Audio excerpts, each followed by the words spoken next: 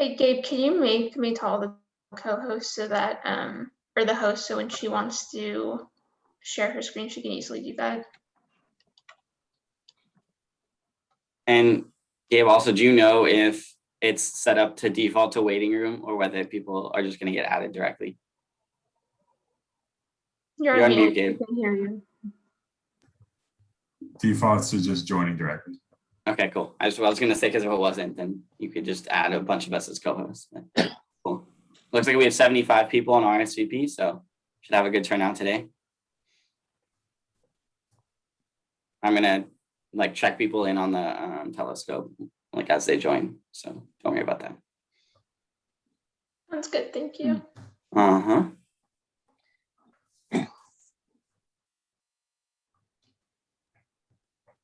you feeling, Maytal? Pretty good, doing better. Okay. Little progress every day. Yeah, that's a nice picture of you.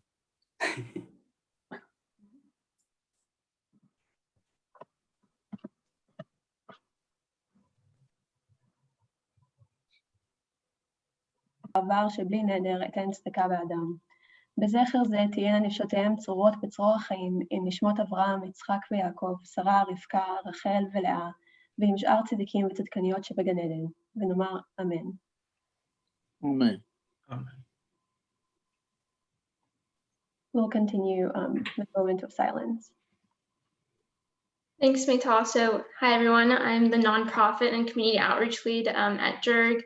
And what you're seeing here is the Hall of Names at Yad Vashem, Israel's most popular Holocaust Remembrance Museum. And currently they have 2.7 million original pages of testimony stored there by both Holocaust survivors and their families.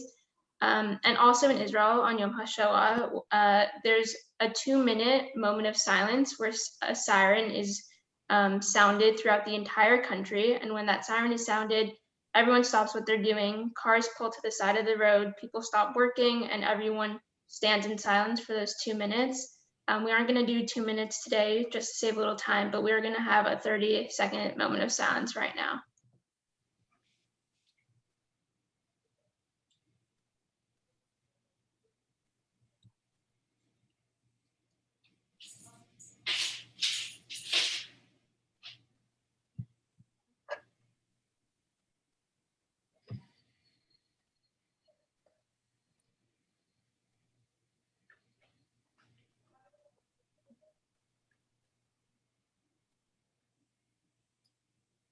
Okay, thank you for that. And now without further ado, I'm excited to introduce Joe Alexander. I've been fortunate enough to actually have met Joe in person and hear his story in person through my synagogue in Los Angeles.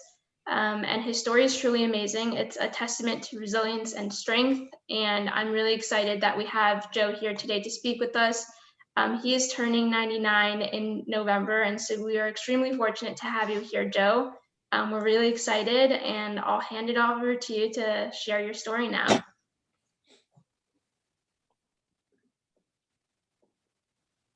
Okay, I'm on now. Yeah. My name is Joe Alexander. I'm a Holocaust survivor from Poland, and I survived 12 camps. I come from a small town in Poland, and my father was in business, and we had a very good life until 1939.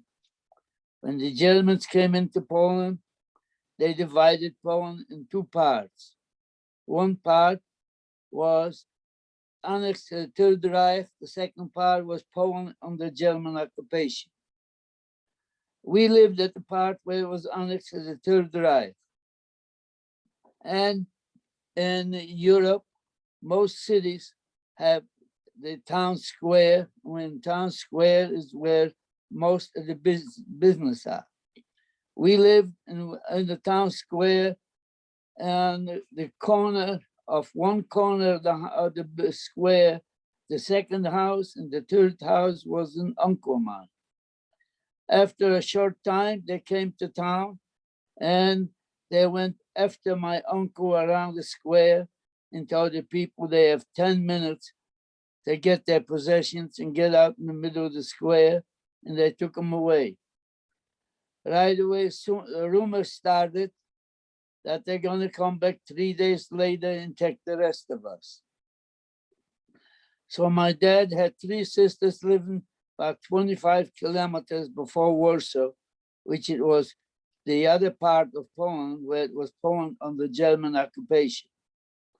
So Dad said, we're not going to wait for them to come and give us 10 minutes.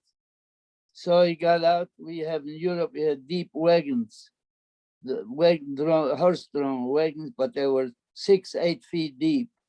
So he got that wagon and he picked up most of the stuff from the store, and we put a few pieces of bedding on top of it, because we had to go through a border from one part to the other part.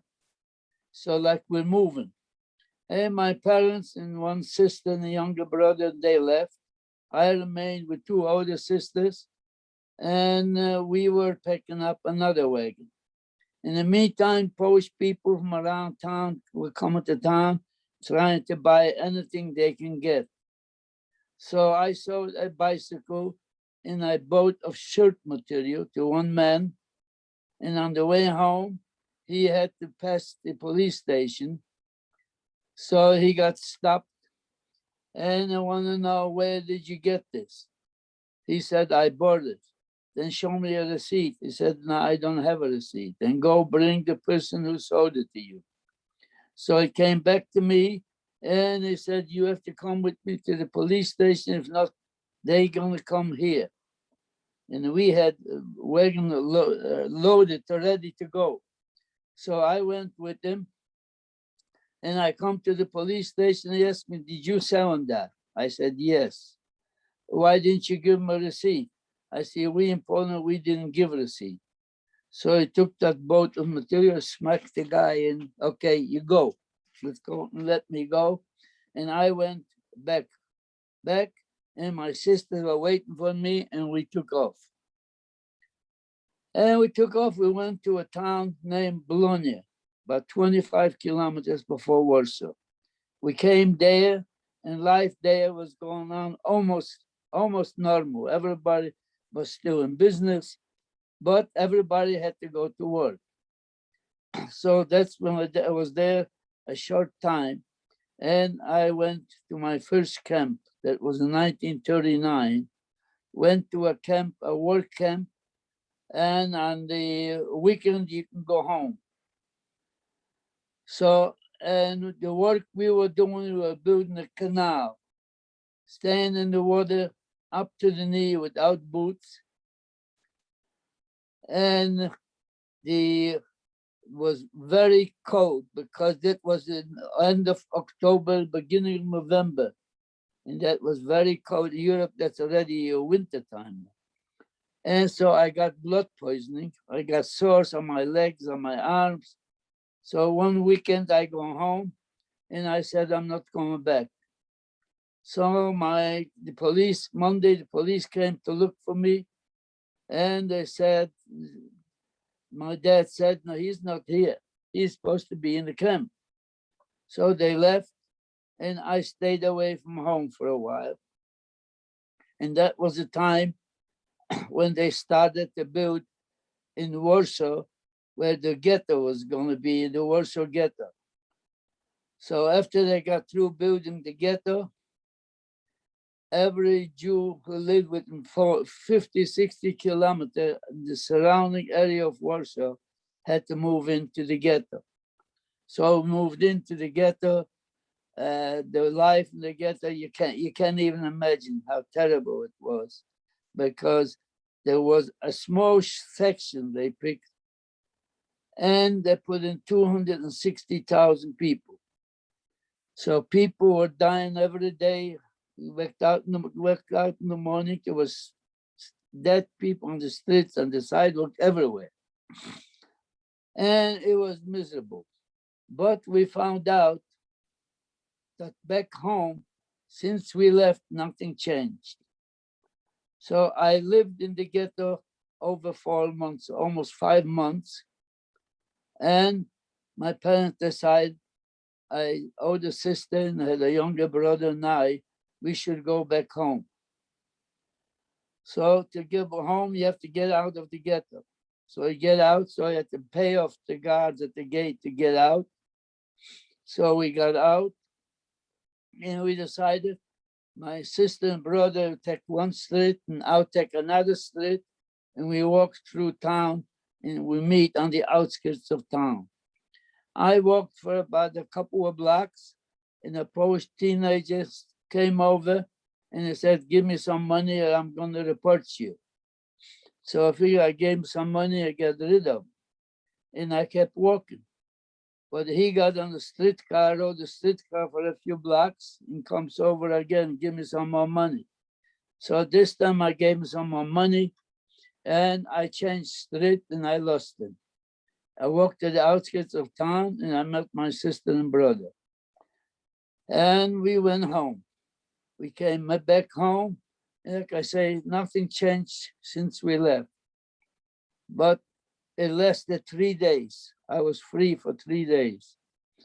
So after the 3 days I was there, they came out and ordered all the Jewish men from 16 to 60 to report to the schoolhouse. So I reported to the schoolhouse and off I went. There I went and I went to the camps. So the first camp I came to there, we were building a dam. A dam building is, we had a little electric carts and we had to cut down some hills and fill up the carts, and they take them a different place and dump it. The work was very hard work because we had to use the picks to loosen up the ground. And the food we were getting was a piece of bread like this in the morning and a cup of coffee, and you went to work. You came back from work, you got a soup, which most of the time were the peels from the potatoes or spinach. From that food, you couldn't survive. The only way you could survive, because we worked with civilians, is you managed to get a little, even a little extra food. That's the only way you could survive. So people were dying every day, every morning. They took dead people out from the camp. So, and we were actually in a camp where the city of Poznan, we were outside of Poznan, and around the city, in the city and around the city, there were a lot of camps. The same thing happened at the other camps. People were dying. So they combined 2, 3 camps into one.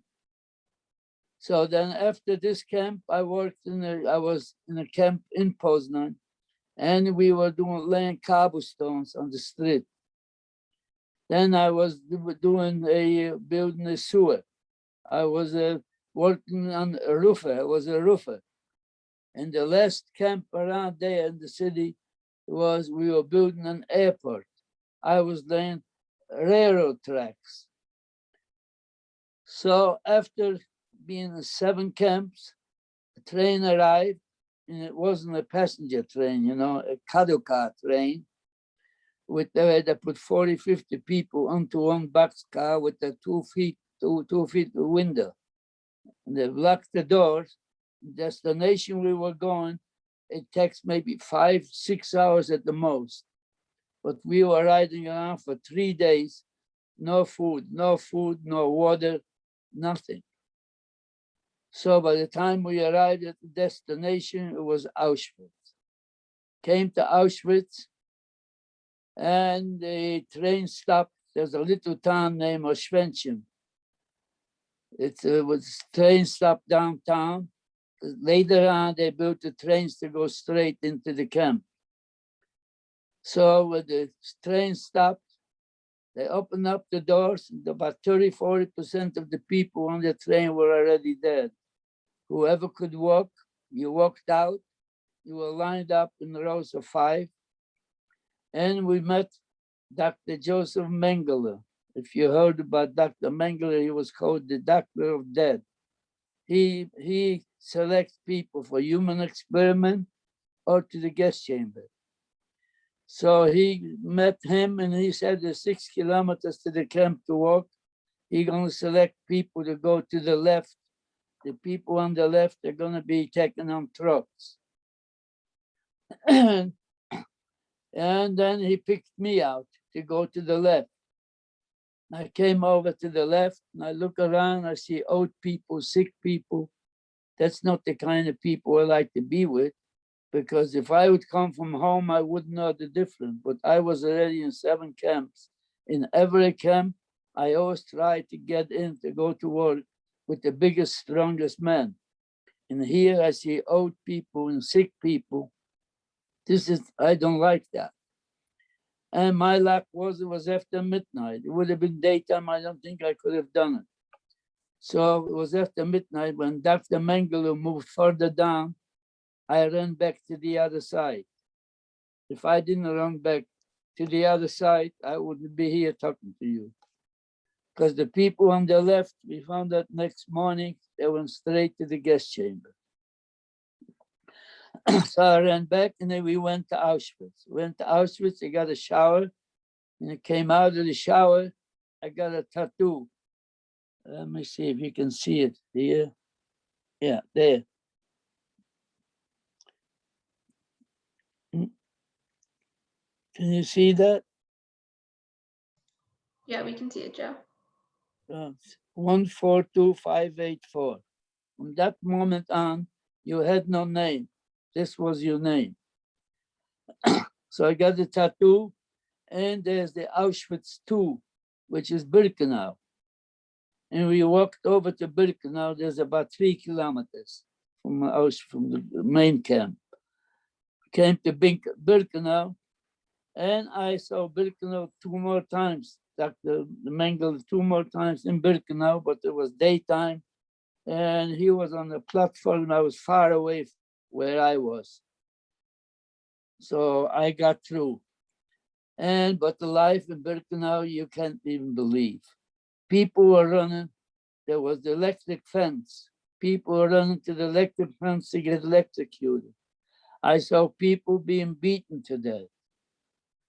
It was bad, very bad, very bad. And I was taught to try to get out of there. So then after a while, they come and they said they need some tailors.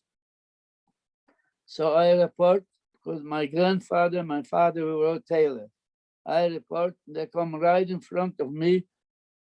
They cut off. You go back. We don't need anymore. We have enough. So I'm back.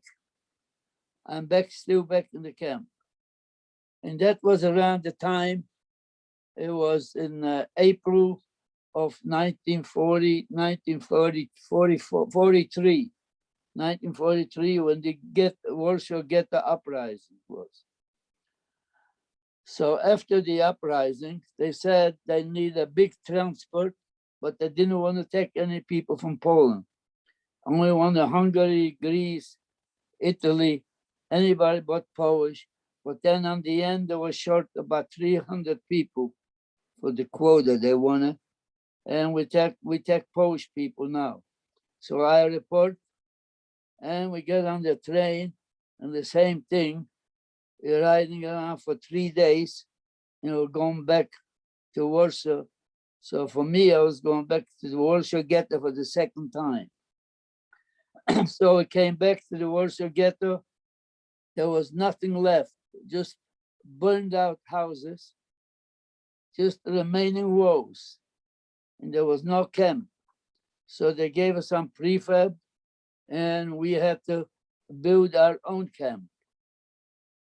So by the time we were building the camps, the shirt I was wearing, there was no shirt left. It was a shreds, was eaten up from lice.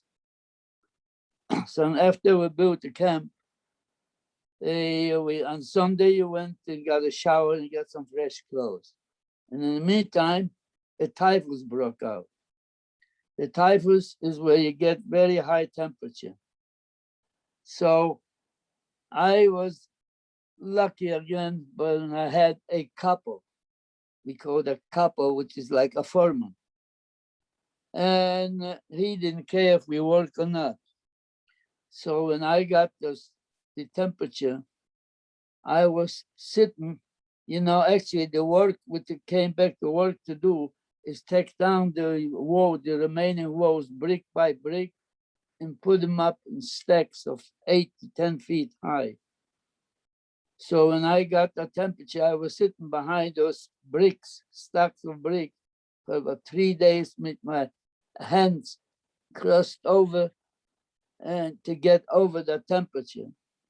Because if you report to the hospital, nobody I knew ever came out of the hospital. So I got stay for about 3 days and I got over the temperature and I was okay. So after that, the Polish underground attacked our camp and tried to free us. But they were fighting all night, they were unsuccessful. So the next morning they closed the camp and they took us out and we had the job to get out of the city because they were afraid they're gonna attack us in the city, the underground. So we had the job to get out. So we got out of the city around late in the afternoon, around dusk. They put us up on a big field where the farmers graze the cows and the ground is very moist. So they put us up on that field and whatever means you have, a knife, a spoon, anything, you could dig up some mud. And you took the bottom of the shirt and you squeezed the mud to get a little water. So we stayed there overnight. The next morning, we walked to come to the city, to the next city. There was a river. Let us go to the river to get some water. We got some water, but two of our people went a little too far on the side of the river. They thought maybe they want to get out, escape on the other side. They were shot, killed in the river. So we got some water and we start walking again. So we walked until the next day we come to the next town, was the same river. At that time they said only 100 people at a time can go to the river to get some water. So we went to get some water and we start walking. And that day was very heavy rain came down. We were soaking wet.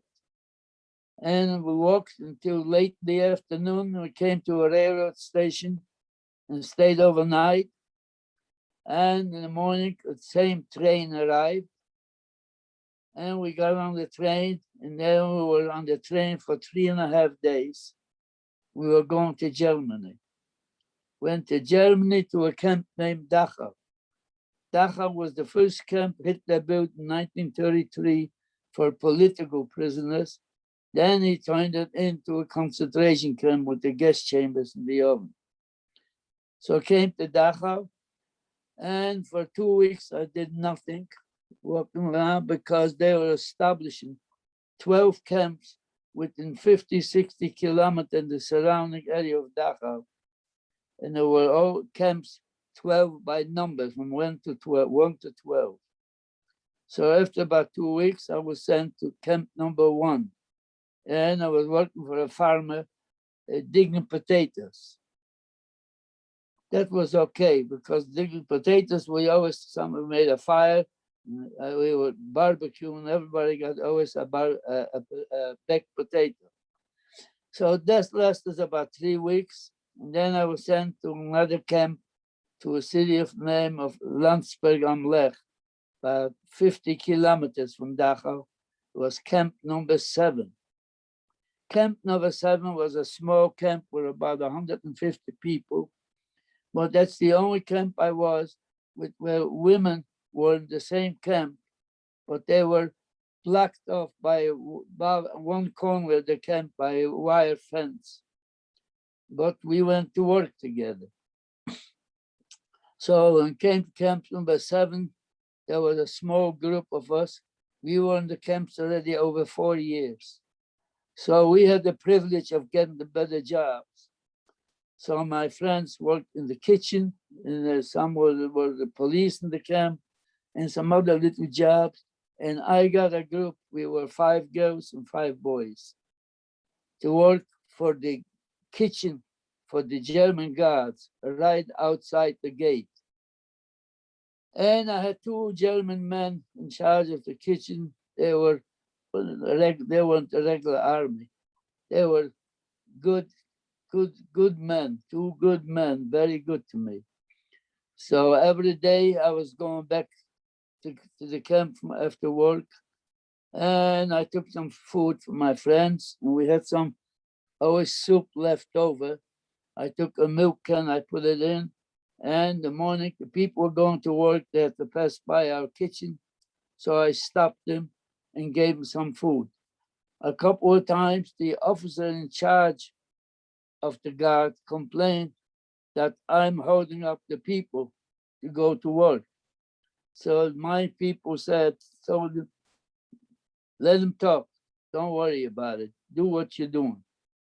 And that lasted for a long time, actually, until April 28th, all the 12 subcamps had to go back to Dachau. So I went back to Dachau, stayed overnight there on the field. And the next morning, we went to what they call a dead march. They're supposed to take us into the mountain in Germany. There's a ski resort named Garmisch-Partenkirchen, and kill us in the mountain there. But we started to walk. We knew that we're not going to be walking too far because we could hear the fighting. You know, the American troops were not far behind us. And the planes were coming over and bombing the city. So we knew we're not going to walk too far. So we walked 2 days, actually. And we crossed a little bridge. The little bridge was blown up. So our group was divided in 2 halves. So I was on a half where I was in a village, and that village had a little forest. So they took us into that forest and asked for the volunteers to take the sick people into the village and put them in to the farmers put them in the barn, and told the volunteers to come back. Well, one of the volunteers was a friend of mine. I don't know if I showed you here, but you can see it was him right here. Name was Joe Buddha. So on the way back, they found a dead horse in the snow.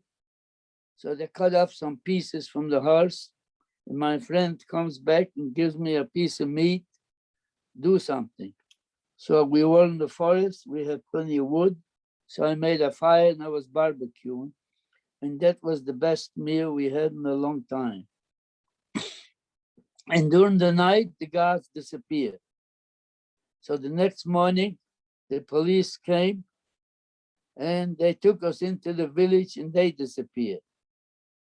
So we just walked around in the village. That was in the morning between about 8 and 9 o'clock. And we just walked around in the village doing nothing until about between 12 and 1 o'clock. I saw the first American tank moved in and we were liberated. When the American tank moved in, so the troops were behind them.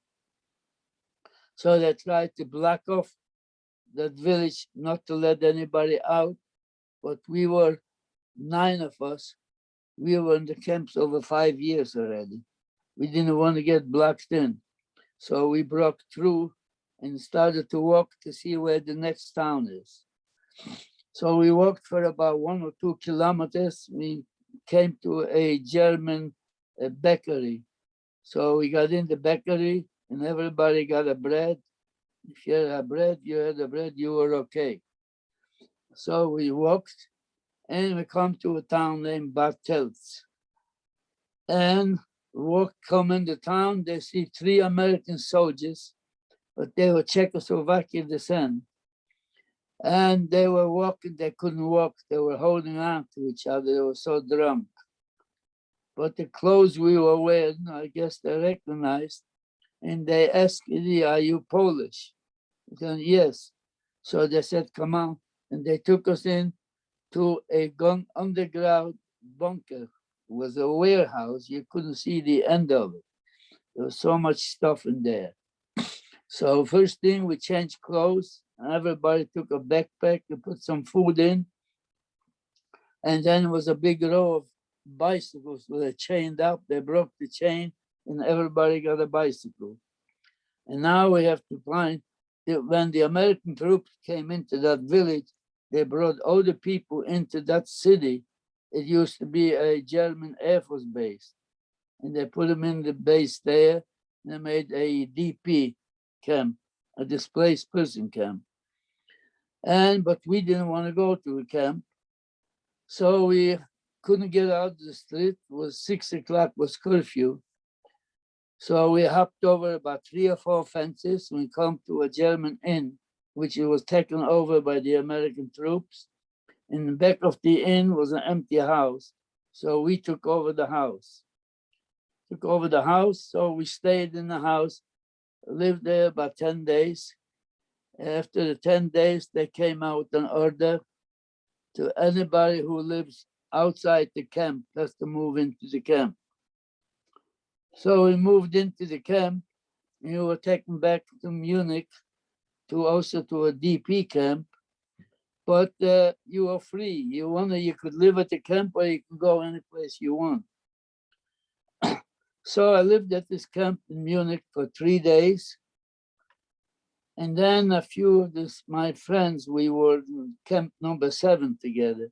We decided to go back to Landsberg, where camp number 7 was, go back there. And then Landsberg was one of the largest DP camps in Germany.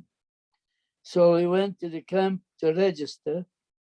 They gave us a room, and we got a room, and I stayed overnight. The reason we went there to register, because there were a lot of DP camps in Germany. And so everybody, we were going to the camp to register in case anybody of your family survived. So everybody went to look, check the lists. So, and then in the morning, I moved out 7 kilometers from town to a farm. And I lived in a farmhouse. Lived in the farmhouse for about 6 weeks. And I decided to go back home to Poland, to my hometown, to see if anybody came back, if anybody of my family survived. So I came back to my hometown and go to the house. And there were some survivors living on the 2nd floor in my house. And on the 1st floor, there were some Polish people. But they said nobody, my immediate family came back, except one cousin of mine. He was a year younger than I. We grew up together from childhood. He survived, and he is in a different town. Actually, I was with him at the 2 last camps before we went to Auschwitz. And that's when we got separated, when Dr. Mengele told me to go to the left. So he survived, and he was in a different town. And at that time, Poland was very bad for survivors who came back, because the Polish people were killing survivors when they took the Jews out from the town. So they moved into the property, the houses. Now the survivors come back. They didn't want to give the houses up. So they killed a lot of survivors. In one town named Kielce, they killed 42 survivors. So it was very bad. So I said, I'm going to get my cousin. And we went back to Germany. Went back to Germany, and we lived in Germany for 4 more years. And because you couldn't go any place, you didn't have a passport, you couldn't go any place. Nobody wanted to take us in. Until after almost 4 years, they said Canada opened up. You can register to go to Canada. So we went to register to go to Canada, and then you have to wait until they call you. Took a long time, didn't hear anything.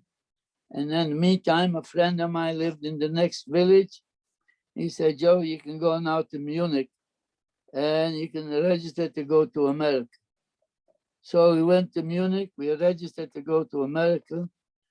In a very short time, I got a note had to go through the American doctor and it's go through the FBI to check you out.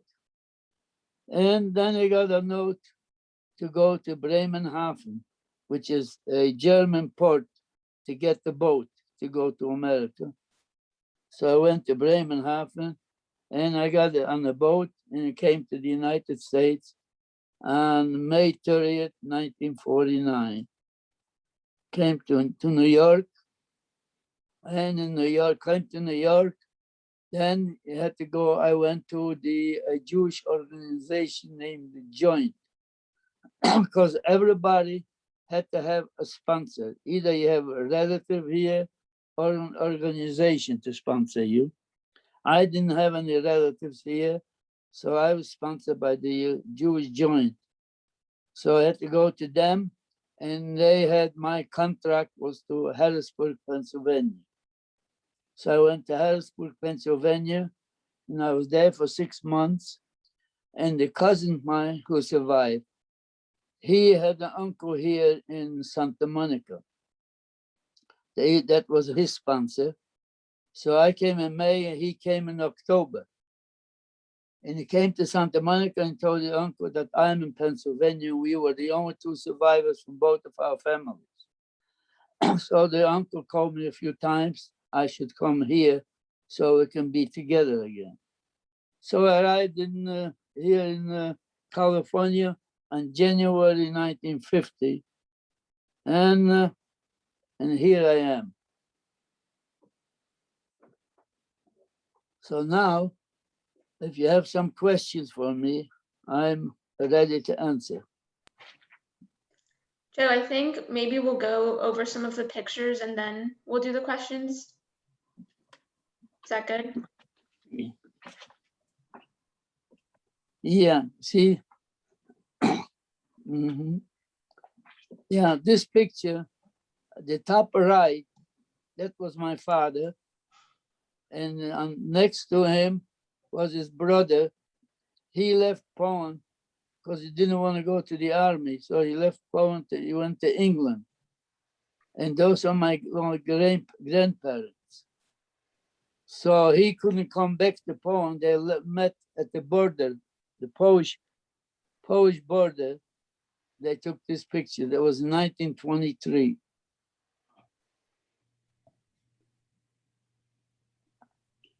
And there's a picture of my father again.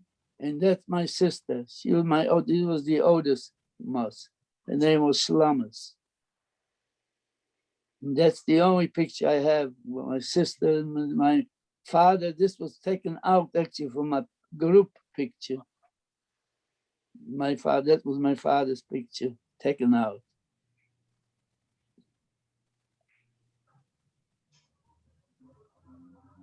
Yeah, yes, best there. Joe Buddha, that was my best friend, the one on the top left here. So here is Joseph Buddha. In the middle with me, and then on the end was Mark Alexander. That was my cousin on the right. That was the front of the house where I lived in the farmhouse.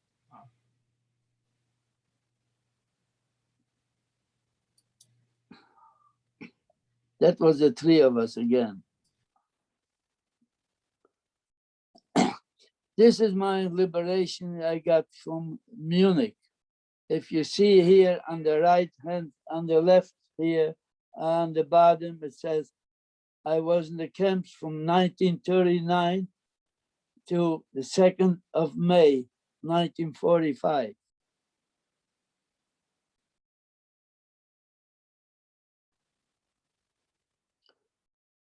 This is a driver's license, which a lifetime. There's no expiration date on this. That was a driver's license in Germany.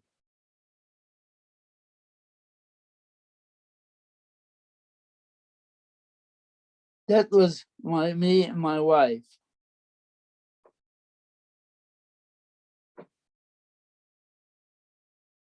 And this is my girlfriend, Riva, and me.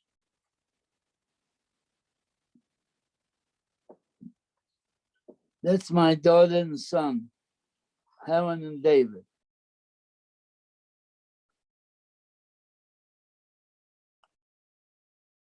And that's my grandson, Aaron. Well, that's me again, standing in the front. This is a display of the museum, of our Holocaust Museum, where all my documents are in that case, in the glass case there on display.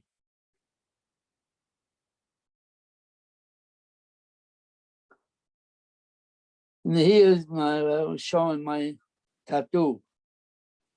After I speak, sometimes I speak at this was taken, I think, on one of the colleges in Burbank College, I think it was.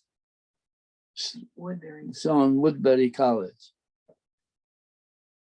And this is one that was on the Los Angeles newspaper, the California section, taken at the museum.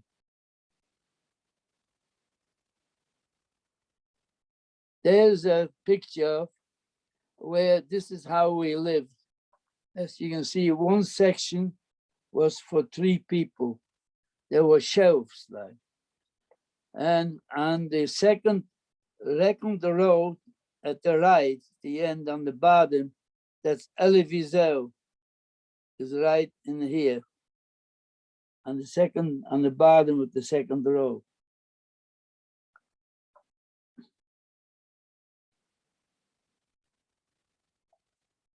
And that's me again on display. The museum put out a little magazine pamphlet, so they have me on the front of with this picture. Yep, so now we'll open it up to questions. If anybody wants to go off of mute, feel free to ask Joe any question, and we'll just open up the Q&A right now.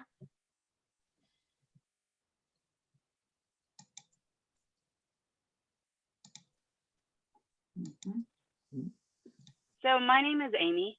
I just want to say thank you for sharing your story. You're welcome. It's my honor to talk to you.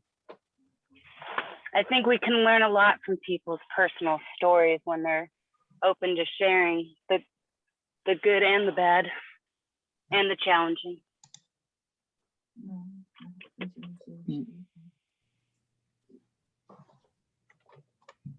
Amy is muted. Hi, Joseph. My name is Carly. It's nice to hear your story, and thank you so much for taking the time to speak with us. I was curious, you survived so much and for so long. I guess, what was it that kept you going through all of that turmoil and just terrible conditions? Well, it kept me going is because I wanted to survive. And I was trying to stay away from bad things. I saw people being beaten to death. Like I told you before, people ran to the electric fence to get electrocuted because they gave up. I never got nobody ever put a hand on me. I always tried to stay away from that. And that's because I said I have to survive. So when I went through a lot of bad times, but I said to myself, I'm never gonna give up, and I never lost faith. I may have a bad day today, but I hope tomorrow will be a better day, but never give up. Thank you. And just a quick follow-up to that, do you have any advice or life lessons that you would tell younger generations that have not experienced anything near what you lived through?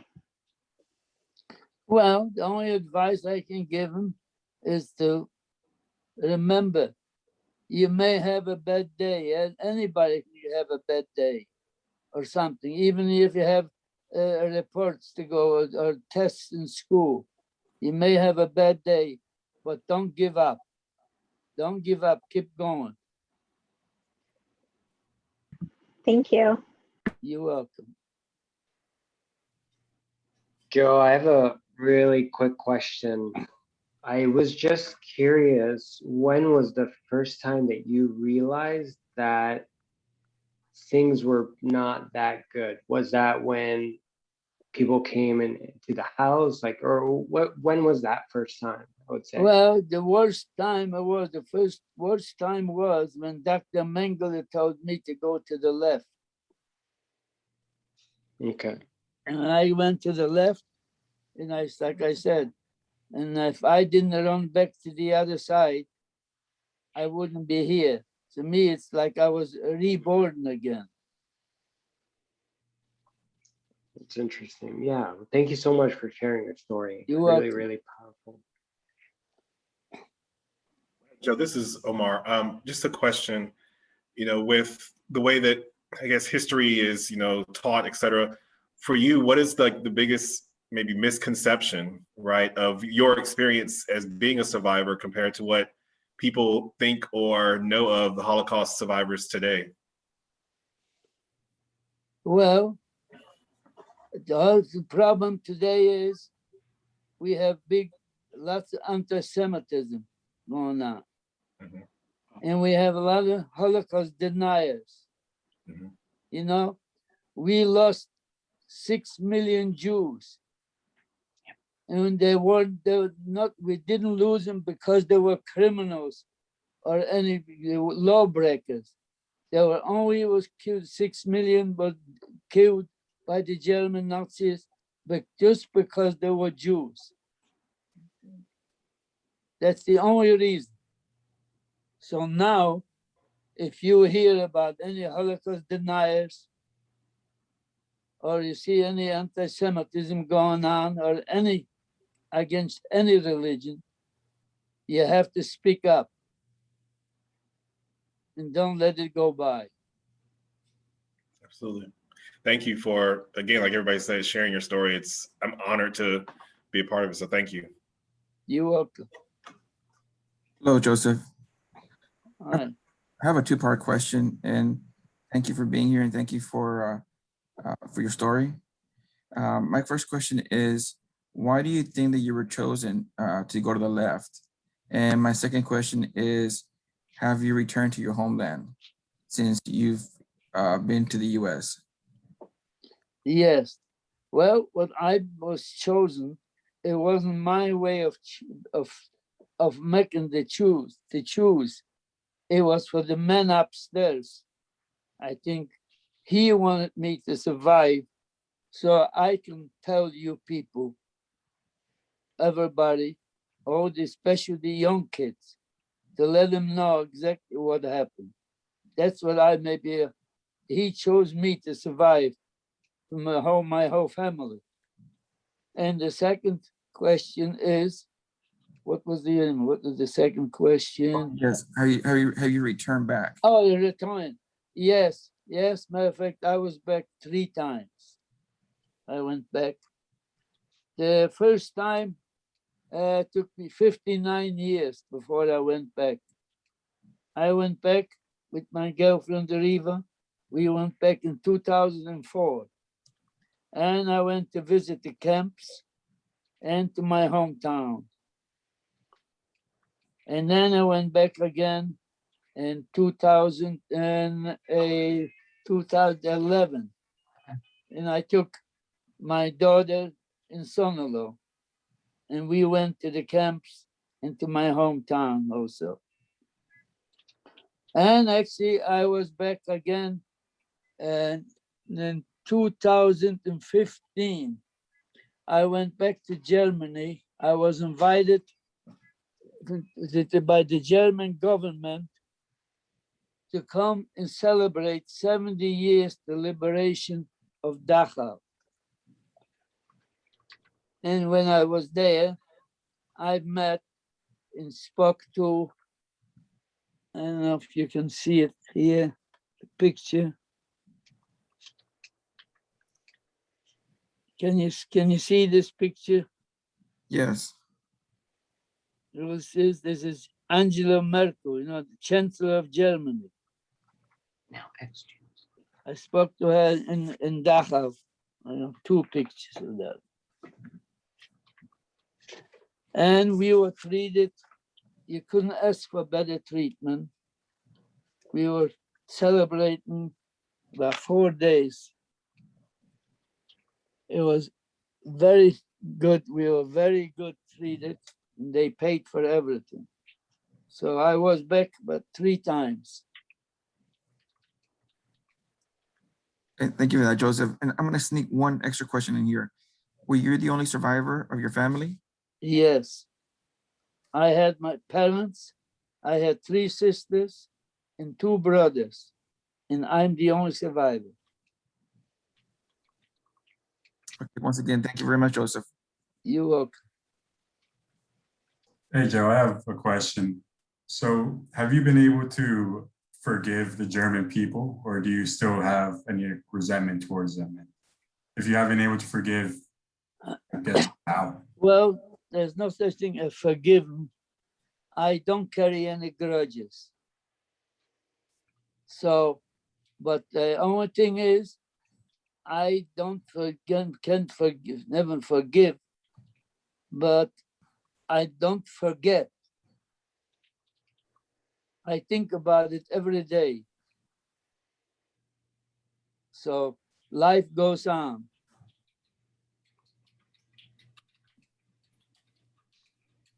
Joe, I had a question for you. What was your relationship like with Judaism and God throughout this and then after the Holocaust? The relationship with God, did you say? And Well, God and Judaism. yes, both. I have a good, very close relationship. Matter of fact, you know, I belong to a synagogue here in Los Angeles. It's called the Hollywood Temple Bethel. And I am the religious leader, chairman, the gabbai for the synagogue. Nice. But I guess my question was coming from when you were in the camps and you were having all these horrendous things happen. What was your relationship with God like then? And how did you come back to, I guess, having a stronger relationship? Well, I never lost faith. I always believed in God. That's why I never gave up. Because that's why I believed in God. I hope that God will get me through so I can survive. So I always believed in it. Amen.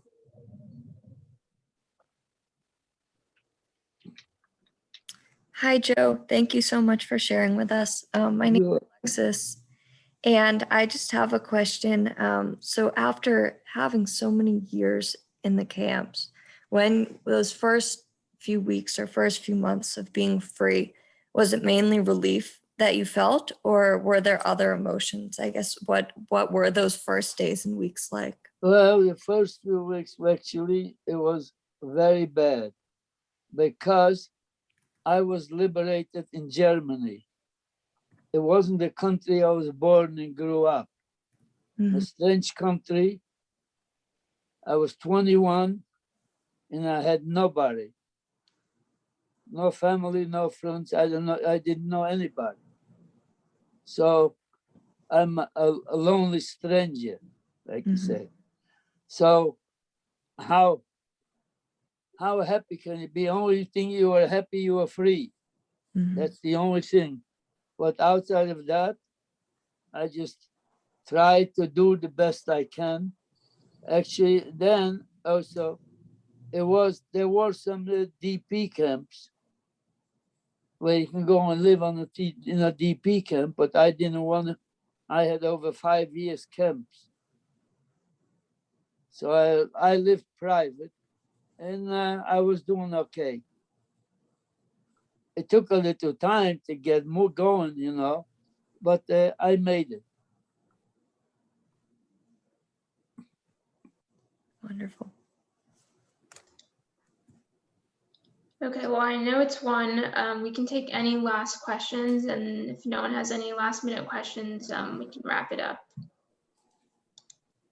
Anyone have any more? Okay, well, with that, thank you so much, Joe. It's been an honor and pleasure to have you speak with us here today. I know all of us feel very fortunate to have been able to listen to you. So I just want to thank you again from the bottom of my heart, and we really appreciate you and your story, and we'll make sure to carry it on. Thank you very much for having me. And it's my honor to talk to you guys. Thank And you. I hope I hope everything is good and everything the best. And Thank I you, hope Joe. to see you soon. Yeah. Bye. Thank you so much, Thank Joe. you. Thank you Thank you very so much. much. Thank You are Thank you so Thank much. you. We shared Joe's email in the chat if anyone wants to send him Thank any you. comments or questions. okay. Thank Thank you very you. much.